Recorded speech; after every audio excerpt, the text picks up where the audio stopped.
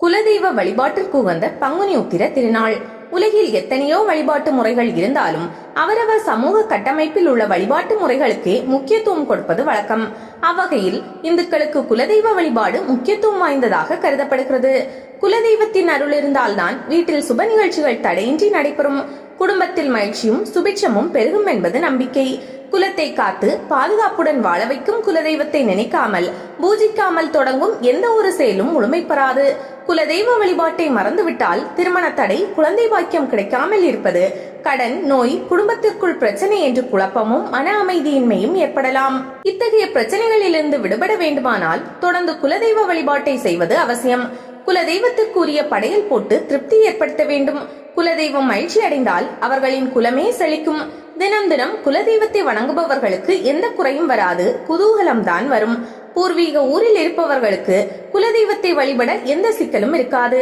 ஆனால் ஊரை விட்டு வெளியேறி நகரங்களில் குடியேறி விட்டவர்களுக்கு குலதெய்வ வழிபாடு செய்வது என்பது அரிதான ஒன்றாகும். அப்படிப்பட்டவர்களுக்காகவே ஆண்டுக்கு ஒரு தடவை பங்குனி உத்திர தினத்தன்று குலதெய்வ வழிபாடு செய்யும் பழக்கம் உருவாக்கப்பட்டுள்ளது. இந்த ஆண்டு குலதெய்வ வழிபாட்டிற்குரிய பங்குனி உத்திர நன்னாள் 11/4/2025 ஆகும். அன்றைய தினம் குலதெய்வ கோயிலுக்கு சென்று வழிபடுவது மிகுந்த பலனை தரும். பங்குனி உத்திரத்தை முன்னிட்டு கோவில்களில் நடைபெறும் சிறப்பாபிஷேக ஆராதனைகளில் குடும்பத்தினருடன் பங்கேற்றால் மன அமைதி, குடும்பத்தில் மகிழ்ச்சி மேலோங்கும்.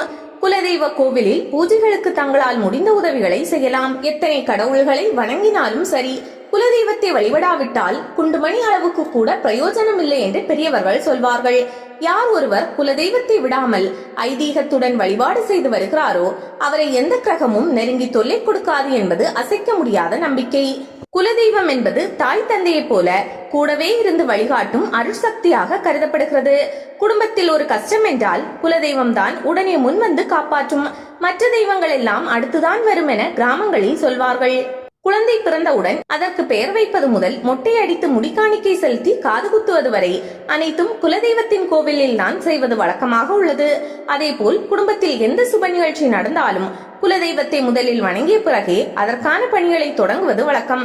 சுப நிகழ்ச்சிகளை தொடங்குபவர்கள் உடனே குலதெய்வம் கோவிலுக்கு செல்ல முடியாவிட்டால் குலதெய்வத்தை நினைத்து காணிக்கையை ஒரு மஞ்சள் துணியில் முடிந்து வைத்து குலதெய்வம் கோவிலுக்கு செல்லும் போது செலுத்தி விடுவது வழக்கம்.